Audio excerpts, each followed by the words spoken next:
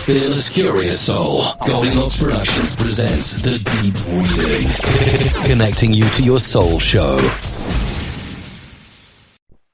This is Suzanne Wyman, the Deep Psychic. Welcome. Thank you for joining me. It is just wonderful to have you with me today. Please think about the commentary that you're going to be listening to today and see if you can relate to it, if this message speaks to you. I want you to feel included and know that if this conversation resonates to who and what you are, then you're part of something greater than yourself. The universe is connecting to you and answering your questions. So today, the conversation is going to go a lot of different places. And if you would like to take and listen in, call in, or have a dream done, you can call 206-806-9965. That's the show phone number. My personal phone number is 714-400-7384. And this is the Deep Psychic. This is the Deep Reading, connecting you to your soul. So join us in your spirit, join us in your heart, but please make yourself a part of this conversation.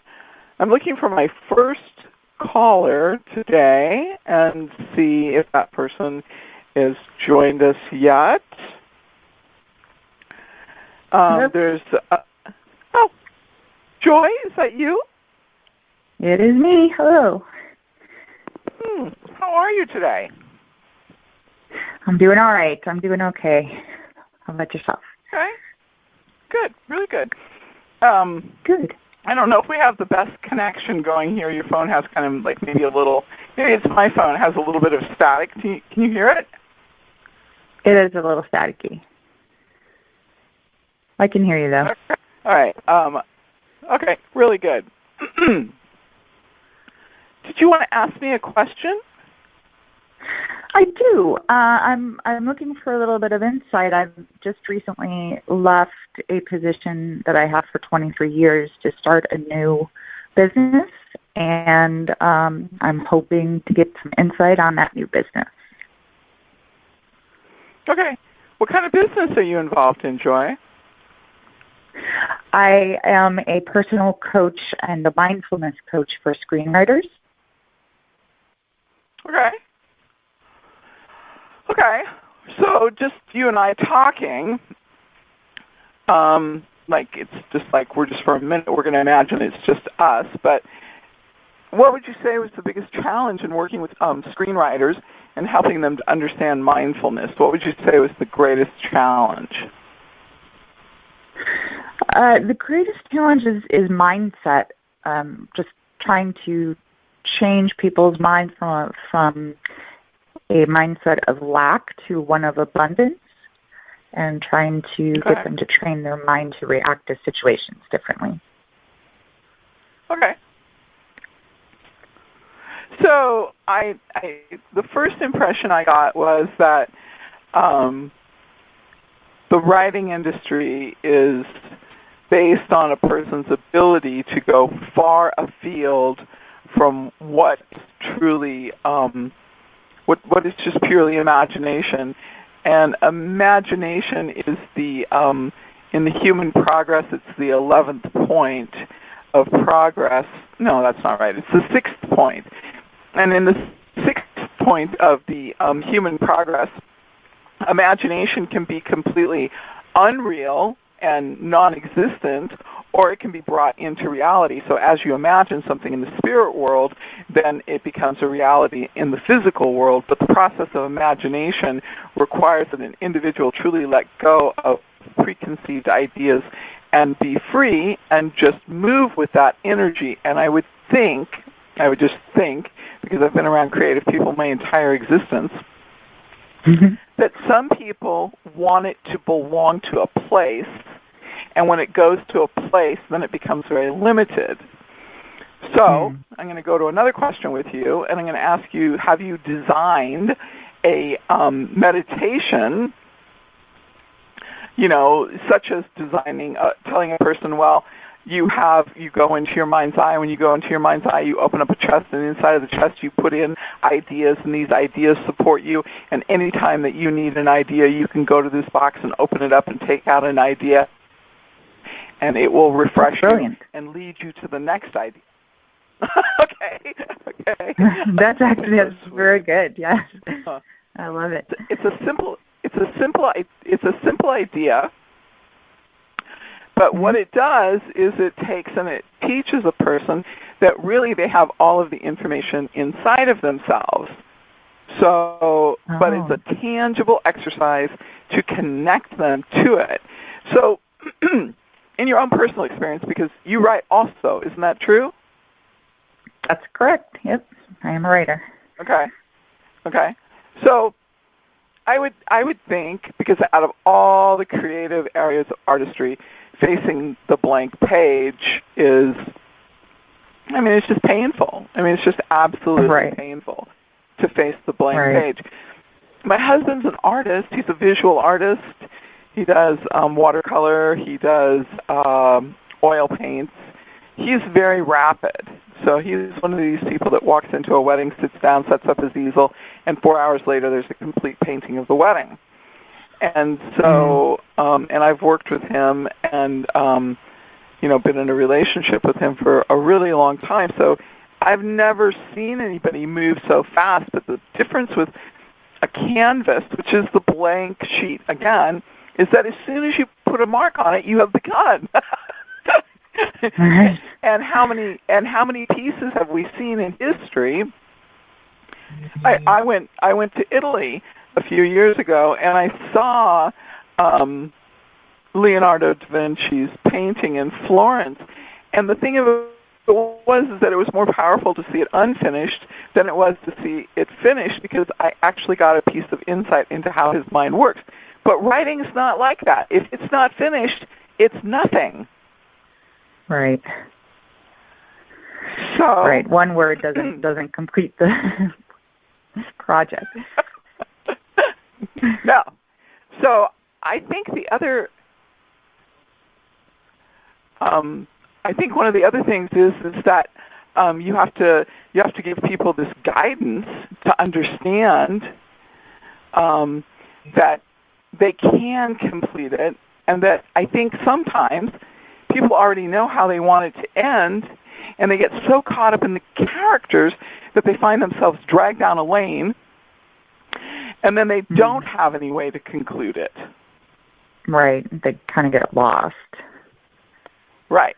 So speaking from your own personal experience as a writer, why do you think that you get lost? Do you get caught up in perfection? Do you get caught up in the fact that you don't have enough faith? Do you get caught up in self-sabotage? Do you get caught up in the process of believing that if you finish it, you will have to leave it behind, like a full-grown child, and go to the next project? What personally, talking about yourself personally, what do you think it is about? I think it's more of an imposter syndrome and feeling that I'm not worthy, or I'm not talented enough, or I don't have the skills. So it's more of just doubting my own authority on the subject. Okay. So in metaphysical terms, we call that self-sabotage. Mm-hmm. Right. Okay. That is the. There's 4 primary archetypes according to Carolyn Mays, and that's the child, the prostitute, the saboteur. And oh my gosh, I always blank out on one of her 4 pieces. But basically, when you look at that piece of your process, you become filled with so much fear that you begin to sabotage the process. Mm-hmm. Yep. So when you actually realize that you've moved into self-sabotage, and I'm talking to you like a mindful coach, because people call up and they tell you, I realized that I didn't have accurate information, and I realized that I built this entire character on it. Well, obviously, they just took and derailed themselves because they didn't really want to finish the project. And getting them to the place of understanding why they did that is the central theme of the conversation. And I talk to people on the phone a lot. Every single day of my life, I'm on the phone talking to people. And some of the ideas people come up with in order to avoid their own lives, I'm awed by. I mean, their creativity is just inspiring. So, yeah. Right? So, using creativity to come up with the excuses. Yeah. I mean, it's just unbelievable. So, and I mean, I listen to it all the time. So what you do is you talk to the person when you're working with them, and this is something obviously that's going to have to be really fine-tuned. This is a broad stroke remark. You talk to that person and say, what if your element, your story of sabotage, was part of your story, not for what you're working on today, but for the future? And what if you just write down the potential sabotage elements and then put it away and then go back to the next piece? I mean, I assume that the way, I've never looked at a format like this, but I would assume that the character formats can be taken and pulled out and redone, where the whole process isn't redone. Because, you know, Woody Allen has this typewriter that he works on, you know, and he has a stapler and a typewriter, and when he takes and eliminates a piece, he takes and staples a piece of paper over what he's gotten rid of. Oh, wow. Okay. Yeah. So it's kind of interesting because, you know, you can't. The idea of having to go back and rewrite it and everything else, I think, was really more daunting. But in this situation, we're talking about the fact that the person has become so involved with some aspect of the story that they've allowed themselves to become bogged down. And it looks like, when I look at that, I look at it like walking into, you know, a situation of just nothing but, you know, quicksand. The more you struggle against it, the more it takes you in, not being grounded, not being in reality, but being in sabotage mode. So that's my commentary. So, Did you have another part to your question? Because I think you've kind of drifted away from me here. I was just kind of looking for direction and making sure that I'm going in the right direction to best help my clients. I'm starting a writing and meditation challenge this coming week, and so I'm gearing up to spend a lot of time working on those very subjects with my writers. Okay, so I really want to suggest that you get the Carolyn Mays archetype deck. It's 72 cards. It takes you through archetypes. It covers, you know, I mean, the eternal child, which is nature child, divine child, eternal child, wounded child, orphan child, and it covers these concepts. And, you know, the eternal child, of course, is Peter Pan, but all of these archetypes are taught to us through the stories. Right, that's how we learn about that. Right. So those are like kind of like little prompting pieces. So just a personal remark between you and I, okay? There's some part of you that's very impatient with yourself at the moment. You're very impatient. That's right. Okay, well. Right on. Well,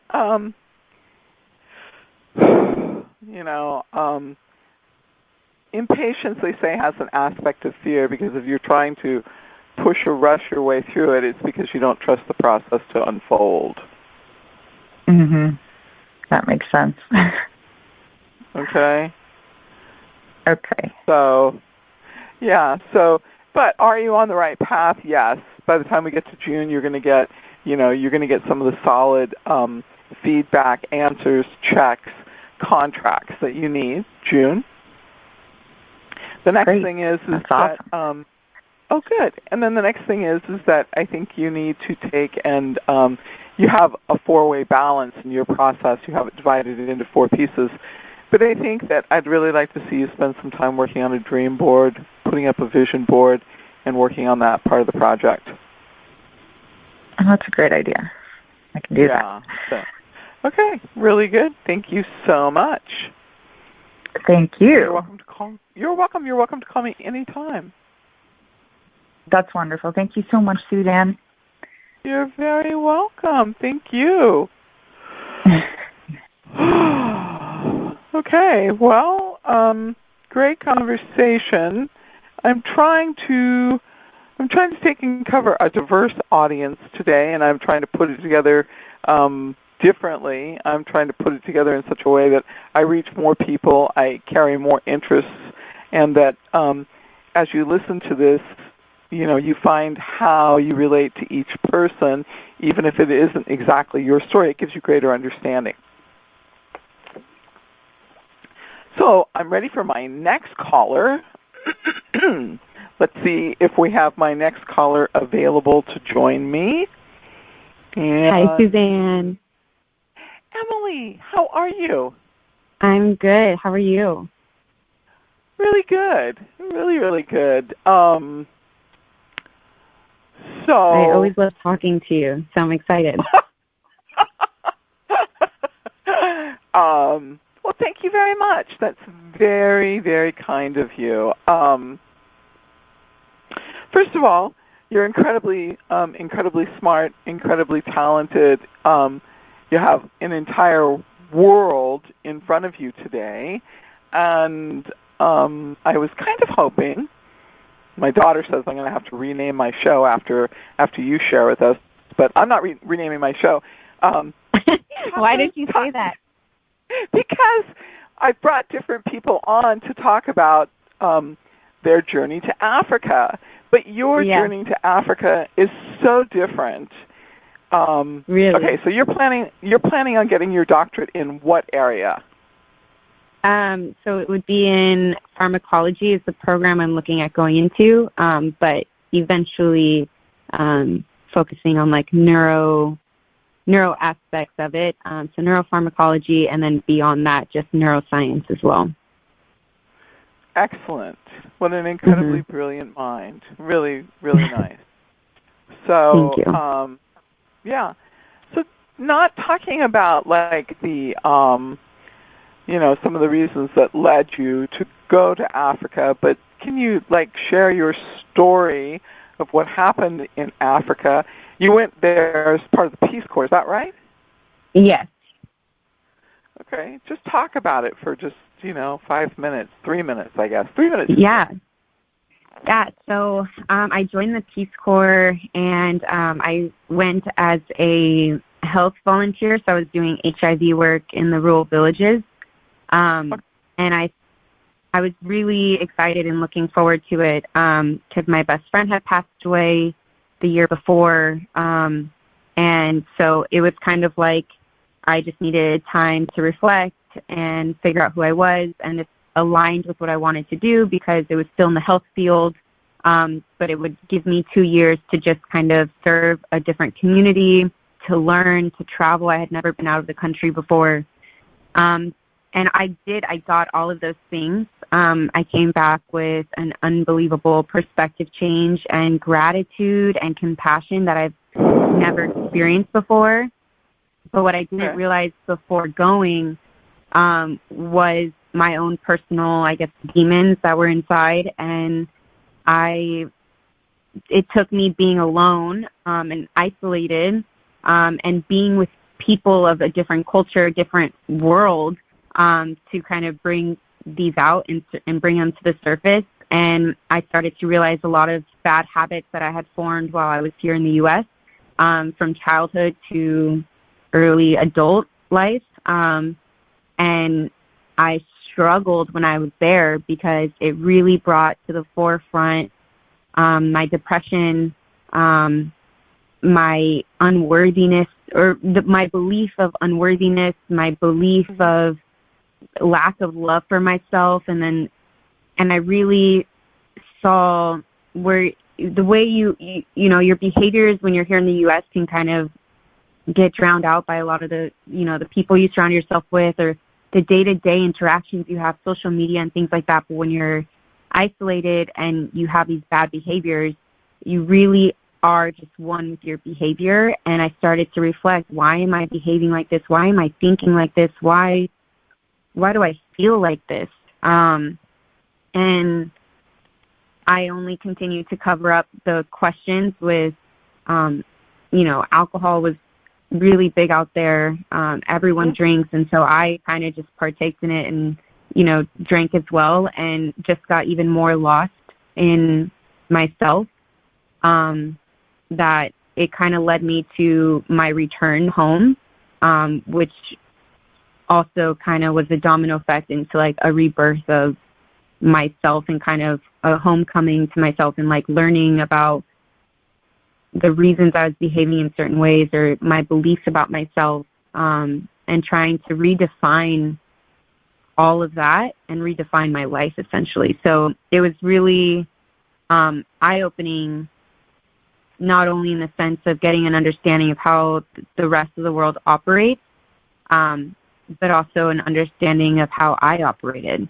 And that was, I think, more powerful, yeah. So what was the thing that you liked most about Africa? I mean, basically Africa is the birthplace of humanity and civilizations and humans interacting with the gods or God. Yeah. What was the part that you really, it's a magical civilization. It's completely alien to our way of life today, but what was the part that you really liked about that place? I loved the creativity. Like, I loved seeing how people not just survived, but thrived and lived, and they were so creative with how they had celebrations and how they celebrated life, how they celebrated death, and how they came together. I just think I realized when I was there and loved it was that it was just a source of love. There wasn't too much of the outside problems that I feel like we experience here.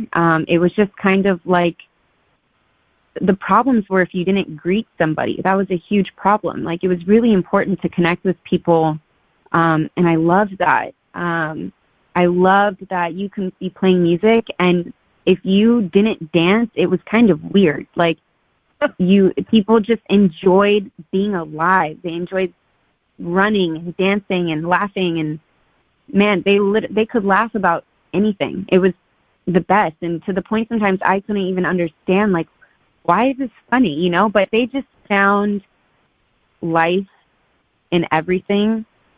That was really, really cool to me. Everything, they were very creative with what they found funny or what they designed or how they, whatever it was, how they got water. In every way, people were just creative out there. And I don't think there was rules to tell people you can or can't do something in this way. So people just use their own minds to figure it out. And I thought that was really cool without having any rules and regulations demanding how people lived, and people just figured it out. That was really interesting for me. What a great commentary. What a really, really great commentary. So I'm gonna make a leap here. Your study, your education, your training was about logic analysis, science, results, documenting results, repeating a formula and getting the same results. It was really a very analytical left brain process, and living in that civilization was a very right brain process. Yes, and I definitely think my upbringing was very much the same way, where with my dad it was there's one way to do something, and if you don't know how to do it, then I will do it for you kind of thing. And so it didn't really encourage thought, creativity, thinking outside of the box. It was very much a wrong and right way to do something. Okay. And so being there really opened my mind to there's many ways that you can live, many ways you can do something, which is kind of fun to be around. Huh. So before you left for Africa, I had done a really large party, and I came and I met with your mom and your aunt, and I met with you, and you had this long list of questions about how I learned and how I educated, and yeah. you wanted all these logical answers, and it was, yeah. and I was thinking, wow, how's this going to work out? Because I saw the journey to being a journey that you went there and that you really never came back home. So, I thought being a permanent situation, but I had it wrong. It wasn't that it was a permanent situation, it's that it permanently changed you. Absolutely. So that part of it was really kind of interesting. And then we worked on packing your suitcase. And how much was it that you were allowed to take with you as being in the Peace Corps? Was it 250 pounds or what was it? Yeah, I don't remember the weight, but I remember I took one medium-sized duffel bag. It was a size of just larger than a backpack. One suitcase that was just, standing upright just under my hip, and I'm not that tall, so it wasn't that much. I took one duffel bag, one suitcase, and one hiking backpack, and that was it. So I took about 2 weeks worth of clothes, electronics like laptop, camera, and then shoes took up a lot of space. But yeah, it was mainly just 2 weeks worth of clothes and then electronics and things like that and some first aid stuff. And then basically I figured everything else I'm going to be buying there. So I didn't really have too much to bring with me. And my projected plan was to stay there for 2 years. So, wow. So here's my question for you. One is if you were to do it again, would there be something different you would take with you? And if you were to do it again, would you work harder to understand the culture that you were entering into? Because I think I went and I spent time there. Of course, I didn't spend any sort of time like you did. You lived there. But understanding the culture, I think that's the greatest disconnect that we have in the world today, not understanding other people's culture. Mm-hmm.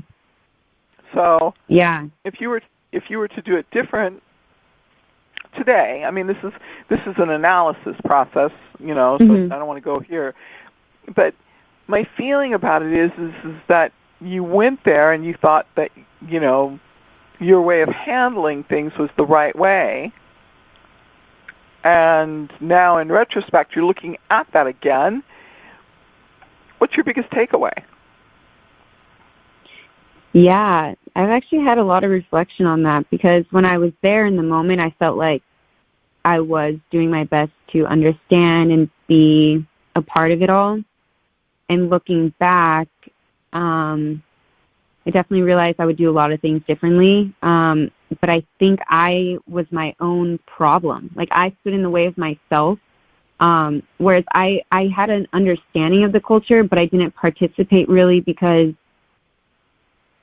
I let my own problems get in the way by staying inside all day instead of going outside to help my host mom in her garden and really just get an understanding of why she's out here from 6 a.m. to nightfall, working in the garden, cleaning up around the house. There was something they did that it took a while for me to understand, but in the villages, you don't have nice front lawns like we do here. And the lawns, the whole area around the house is dirt. So people have rakes and they'll rake the dirt and make it pretty every single morning. And I couldn't understand that because I was like, it's dirt. Why are you raking it?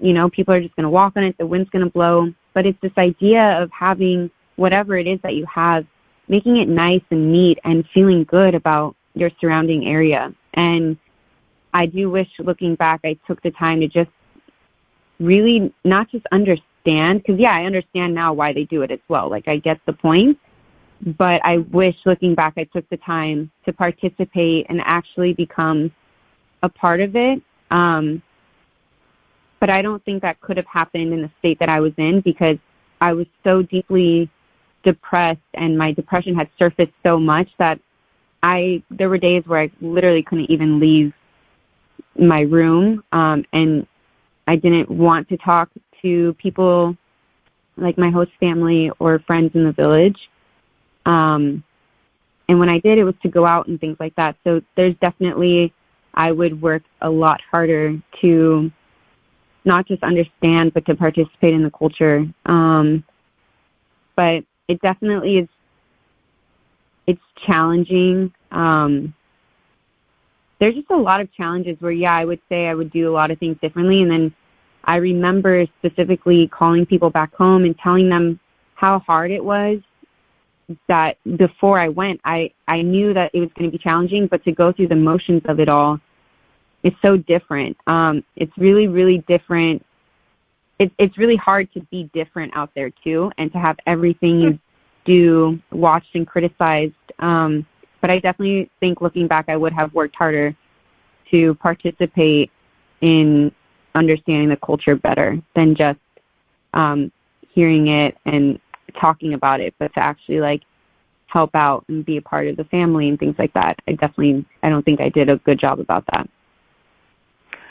Thanks for your great honesty. Thanks for sharing your story. Yeah. You're welcome. You're welcome to stay here on the call if you like. The next person coming in is your friend. So it's up to you. You wanna stay in the conversation, or you wanna stay offline and listen? What would you like to do? I definitely want her to have this experience for herself. I'll stay on the call and listen. But this is definitely an experience for her. But I did have a dream a week ago, and she was actually in it. And so I think it's kind of interesting. Can you do it real quick? The dream, yeah. So I can't really. First line is the most important part. Right. There was a tsunami, and it crashed, and Romina drowned to the bottom, and I swam to the bottom to save her. Okay. So what is a tsunami, right? But an overwhelming, crushing, emotional downpour. Yeah. That's what a tsunami is, okay? So in some ways, the next person on the phone call is like you, and you are willing to do what you need to do to save yourself. So the story of the dream, even if you told me all the details, is what emotions have come up and have caused you to change your perspective and have put you in a situation of being willing to go to your depth in order to save the pure who and what you are. Wow. Okay? Yeah. Okay. All right. Thank you, Emily. Absolutely. Thank you. A+ for honesty and authenticity. I enjoyed it very much. Thank you. Thank you so much.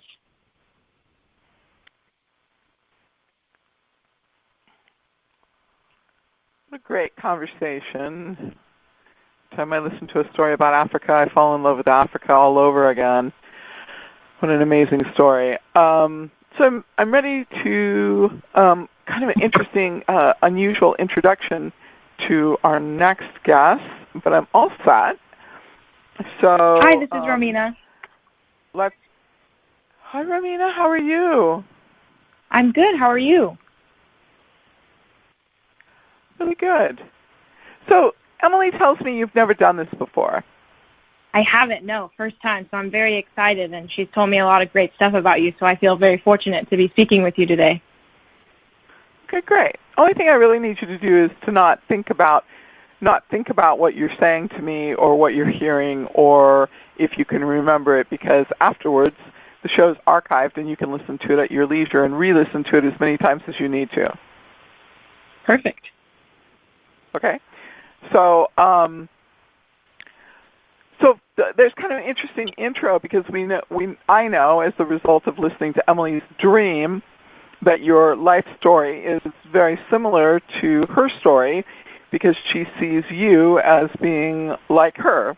So there's that hook there between the two of you, so I know that part of your story. But describe to me the weather in your area today.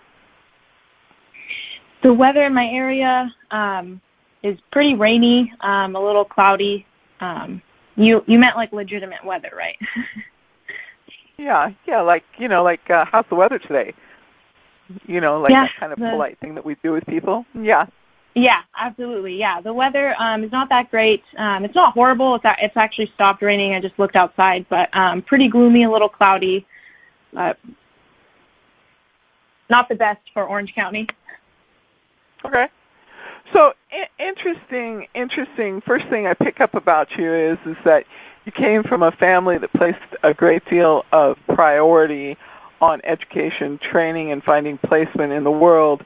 And your primary commentary, if I were to talk to you at depth, it would be about the fact that you really did not feel as if you still don't really feel as if you're understood by your father. That was the first impression I got, that it was your father, but it could be your mother.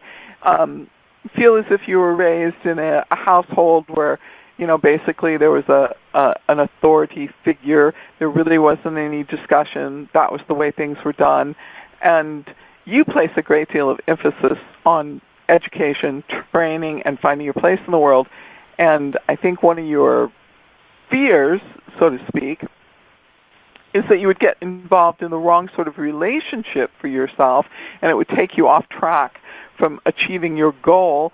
So you have a tendency to choose people that it's not too hard for you to walk away from. You choose somebody that, if it doesn't turn out to be just exactly perfect, you can just sort of walk away and protect yourself, your heart, from being harmed in this relationship. So you've set up some interesting ways to conduct your life that have left you protected.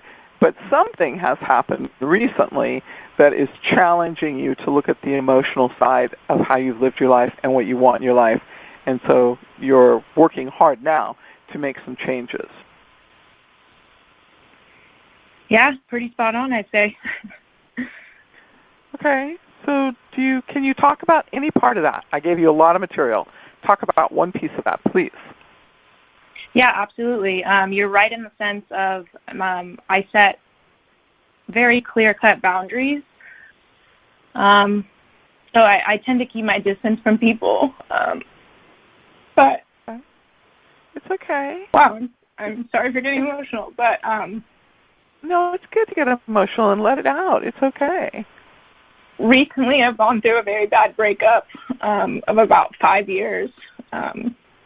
And it's left me in a lot of different emotions. I feel lost more than anything. It's not sadness and heartbreak. I feel lost within myself.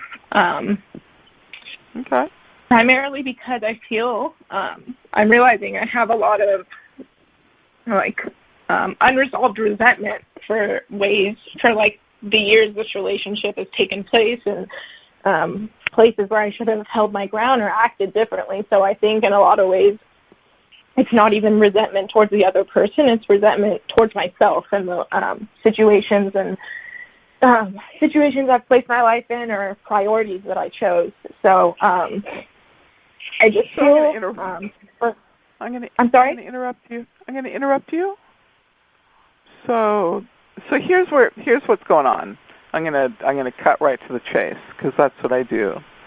So let's just say that you remained in this relationship and you formed a life, you bought a house and had children and formed a career, and then you found out 15 years into the relationship that there were all these warning signs along the road and that you hadn't listened to them, and now you're 15 years in and you've got a lot at stake. You've got your whole life tied up with this person.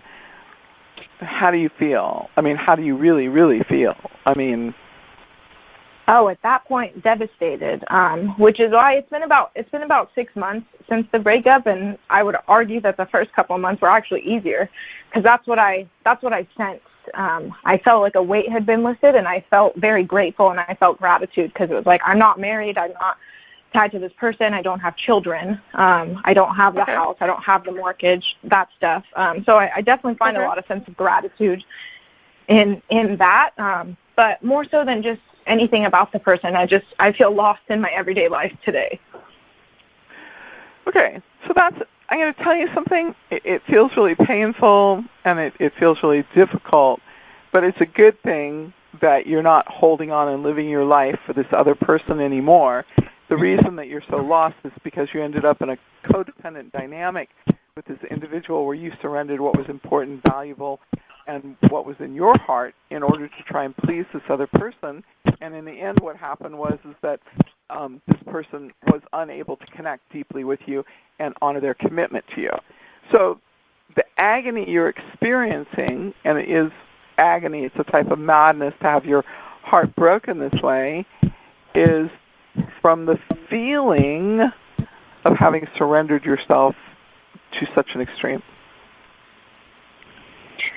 Exactly, and I think you're spot on with that because, like you touched on in the beginning of the call, I don't let people in too easily. I have like very clear boundaries, so it's easy for me to, cut a relationship or a friendship off cold turkey when I feel like it's no longer good for me or no longer serves me or I'm no longer aligned with that person. But I think with this, it's just a very strong sense of abandonment because I didn't do that with this relationship. You're right about like fully giving my heart over and feeling the heartbreak today. So if it's abandonment, because I'm not convinced, I'm not a psychologist, so I'm not convinced, but if it's abandonment, it would have to be that this relationship with this person was like a person who took care of you as a child, like your mother or your father. So was this person like your mother or like your father? No, neither. Haven't known him for longer than 5 years. Yeah. Huh. It's really not possible. We don't choose people that are different than our family. We choose people that are like our family. If we don't see it, that's the reason you feel abandoned is because you're angry about the fact that he didn't fulfill what you wanted him to fulfill for you for the future. Got it. I think I may have misunderstood you in the sense of, like, would I compare him to my mother or my father? Yes. He's very, very similar to my mother. Uh-huh. Yeah. I married my mother many times. But anyway, that's such a funny thing because I think that's kind of a German thing to do. It's not funny. It's a joke, but it's really not funny. Yeah, that's where the abandonment comes from, okay? But I really want to encourage you to find a therapist, a counselor, a 12-step group. I want you to work hard to get past this hurdle. You're at this place at 6 months. It's because it's brought something else up. It is not just the original issue. So, but I will tell you, just as a psychic, I will tell you that come the end of May, you're going to take and find yourself involved in something very new, something brand new, something emotionally fulfilling. It is not a relationship to begin with, but it could turn into one if you can get out of your own way and make this connection with this person. But I really would like to see you put the effort into doing some form of therapy, counseling therapy, 12-step group. I really want to see you make those changes in your life. You're destined for greatness. I don't say that. I never say that easily. You're destined for greatness. Don't squander it. Okay? And you're welcome to call me anytime you like. Well, thank you so much. I really appreciate the time today. Oh, you're very welcome. Have a good rest of the day. Thank you so much. You too. Bye-bye. All right, bye-bye. Great conversation, great honesty, great directness, great ability to take and process a lot of material. And I have to say that I can actually, it's so rare that I actually tell somebody that they're destined for greatness. There's like a blessing that happens for the person who recognizes the greatness in the other individual and can spot it and can feel it and can sense it. There's a blessing that comes to me for doing that. So it's kind of an interesting karmic equation.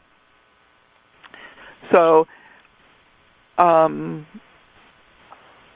hoping that this is Katharina. Katharina. How are you? I'm good. How are you?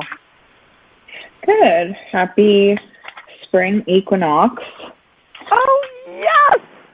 Oh, let's do it. So we talked a little bit last time about, entering Aries season, which officially starts today. And that marks Aries. Yeah, like it has a time when it enters into, we're in Pacific Standard. 8:50 p.m. Excellent. So, okay. Yeah, Sun enters into Aries at 8:50 p.m. But it's noted as the spring equinox when we have equal hours of the night and day. Yes. So, yeah, it's good. We talked a lot about Aries season being, that time for fresh starts, new beginnings, and new possibilities. And so at the same time that we have the spring equinox, we also have Mars in conjunction, with Jupiter in Capricorn. Wow. And so, yeah. So Jupiter is the, there's the three brothers, there's one of the underworld, one of the water, and one of the sky, and the earth is their field that they play the whole story out on. And so Jupiter, Mars, and Capricorn. And so Capricorn is ruled by Saturn, who is Jupiter's father, and Mars is the demigod, and I think that Mars is the demigod of Jupiter. Mars is recognized as a god, but he's the son of Jupiter, and he is the god of war, but we recognize him in astrology as energy and just that uplifting, forceful energy. So with Mars and Jupiter conjuncting in Capricorn, the drive during this as we start spring, is going to be just forceful and realistic, and more forceful and more realistic than usual. And I think that probably has a lot to do with everything that's happening in our world right now, which you and I have discussed is what we're seeing as a result of that Saturn-Pluto conjunction that occurred in Capricorn back on January 12th. So I'm hoping we can talk a little bit about that today, because that seems to be kind of what's on everyone's mind, is this, pandemic. Let's talk about it in spiritual terms. I think people kind of get focused and think that, it's something bad. And I think that how you think about it, how you feel about it, could make it an experience of either a neutral experience or a good experience or a bad experience, and it could be met with a lot of fear.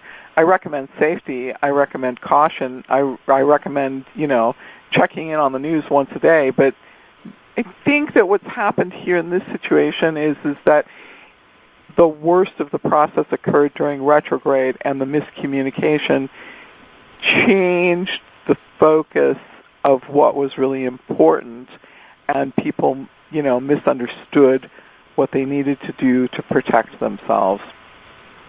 But absolutely, and conjunctions are usually, a positive connection, right? They're not always, but they usually are a positive connection. And in the astrology community, I think Pluto kind of gets a bad rap, but I don't know. I always view it as a planet of death and rebirth, and, rising from the ashes, we are more powerful and able to transcend, the lessons that we learn and advance. Right. Well, that's okay if you're okay with death and rebirth, if you're willing to die and you surrender and you believe that you'll be reborn and that it will be more intensely magical, and that the process of rebirth is a valid process. But if you believe in numbers, statistics, and mass thinking, then you're not going to get much progress out of that process. So let's sort of break it down. So it's Saturn conjunct Pluto. Is that right? That happened on January 12th. That's right. And how long does that last? So it doesn't, Saturn, I believe Pluto conjuncts with Jupiter later in the month, and then Saturn moves into Aquarius on the 21st, so coming up. Okay, good. So so Saturn is breaking free of restriction. It is the father of Jupiter, so it breaks free. To break free of Saturn, you have to break free of restriction, confinement, and self-imprisonment. And so Saturn is the sign of self-imprisonment. And when you think about it, we have to change our thinking about how we handle the problems that are associated with potential death. We really have to change how we handle that process. It can't be about, people hoarding toilet paper. I mean, honestly, I've never understood the story of the hoarding of the toilet paper. I mean, okay, guys, I guess it's a new insulation material. You can build a house with it. I don't get it. But anyway, way off topic with people doing that. So the true point is that you need to learn how to wash your hands. I didn't know I wasn't washing my hands correctly. I went and sat down and I looked at the video, and I've watched it maybe 4 times now, and every time I say, I didn't do that step fully. So learn how to wash your hands. So that would be the most important piece of advice that I would give you, and that is and also to follow the directions that you're given by your community, your area, and what the suggestions are. So, but Saturn is really about self-imprisonment. And if there is ever a moment in history where people are practicing self-imprisonment, we call it self-isolation. Boy, that is really true here. But Pluto often allows things to die. And that's a different kind of idea than saying that it's your time to die. It's always open. You choose when you die. But obviously there were some people that, really did not want to stay, and that's kind of a painful sort of comment to make. But tell me more about another. So what are the religious viewpoints that celebrate the New Year cycle? The religious, you mean as far as like the spring equinox? Yes. We have, Easter comes up a little later. We have in the zodiac. It's the beginning of the new year. It's the New Year cycle, right? Aries. Yeah, we talked about that last time, entering into Aries season being the start of the zodiac, and being that start. Yeah, so start of the new year, new beginnings. Easter is part of that celebration. What's another religious holiday that's part of that celebration? So you have Persian New Year that centers around the spring equinox. It's always a time of just renewal. I think we all follow those spring cleaning and getting ready for growth, and that is a lot of the things that they're suggesting to do while we're in this isolation mode, is right to go and do those deep cleans and do those projects around the house. And if you look at it, we really are being given a lot of time to just go in and self-reflect. And it is all about your mindset. I know that a lot of people are looking at it as this is just some nice downtime to get some things that you been able to get done. You can get to those things. It's more peaceful. Introverts have been preparing for this forever, right? The introverts are loving it. So, we have time to kind of go and look at what's been happening as a whole, right? And how we're dealing with it. And then, it's allowing for a new path. It's clearing a new way. It has some tension. It has some clashes of power, and destruction maybe, but everything comes about at a rebirth, right? So I think it is, like you said, just about your mindset, and maybe it gives people a mindset of productivity, things that they can do. I mean, a lot of parents are home with their children. Maybe that sparks a new relationship or insight into how they interact with their children. I mean, it definitely has given me, as a younger person, just my awareness of being around others, right? I don't want to, I may be conscious of my own health, but just making sure that I'm conscious of other people's health and how I affect them. So I don't know. I like it as a time of inward reflection.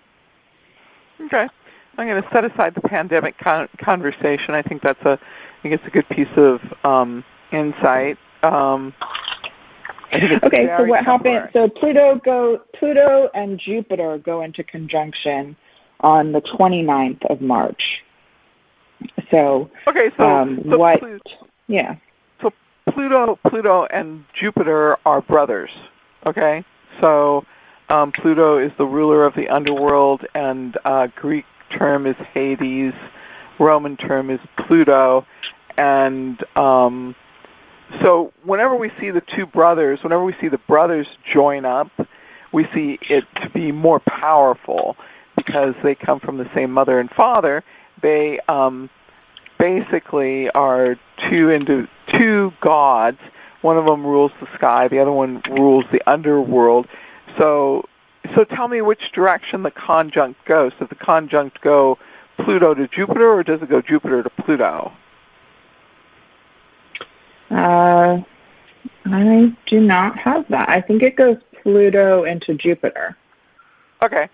So it makes a difference which way it goes because it tells us, which part is more dominant. So it says that the things that have fallen from the sky are able to take and enter into the cycle of death and rebirth. So the things that have fallen from the sky, meaning seemingly out of the air, land, and instead of taking and entering into another phase or a point of development or something like that, no, they actually enter directly into the cycle of death and rebirth.